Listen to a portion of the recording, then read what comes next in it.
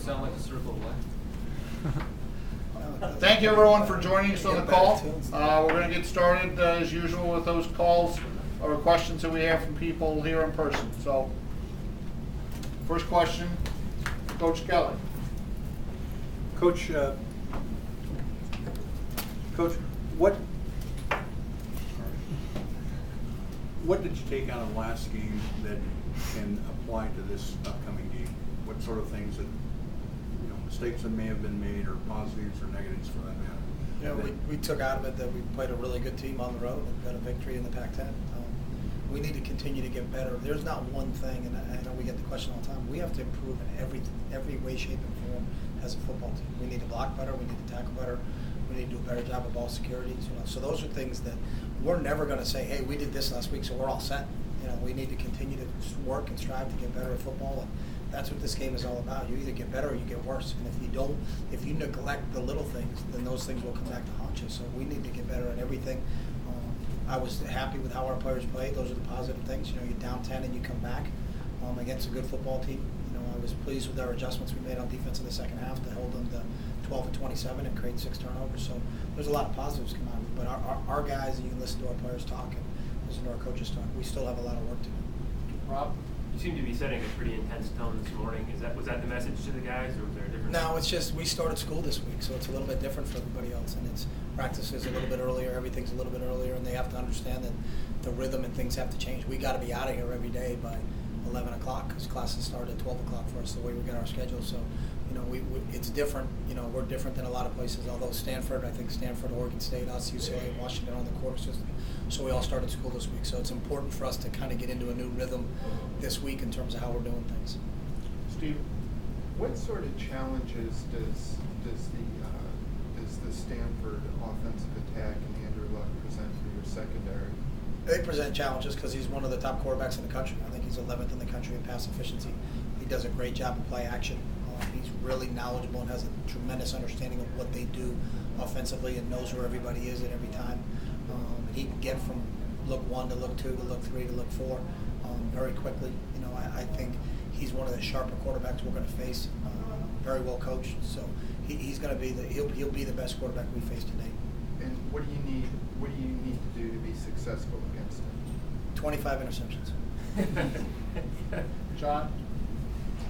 A couple players were saying they weren't looking past Stanford last year, but they were saying maybe there was a feeling that they might have felt like they had it a little bit.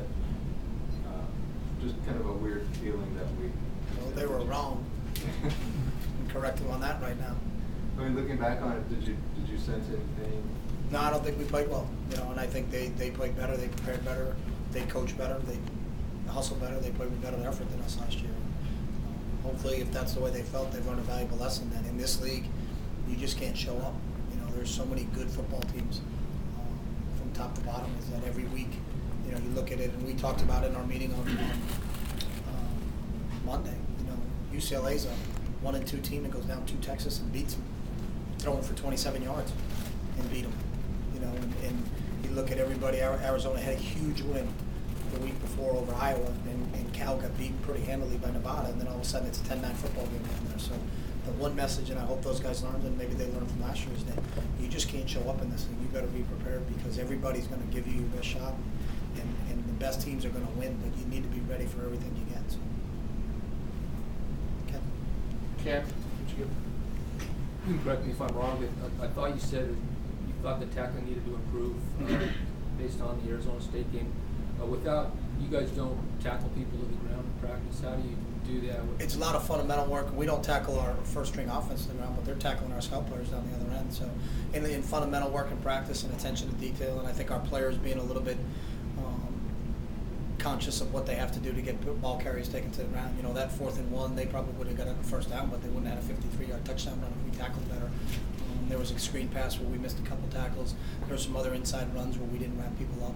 And really, that was the nemesis for us in our game last year. We had guys in position to make plays against Stanford last year, but we couldn't wrap up Toby Gerhardt. Now, that's a lot of credit to Toby Gerhardt because he's as good a back as I've seen in this league, but we still have to tackle better. But we tackle our scout players. We bring guys to the ground, and we do a lot of tackling drills in practice. But it's also what's your attention to detail when we're on a tackling drill? Is it just how much longer do we have in this period, or are we really focused and concentrating on your fundamentals?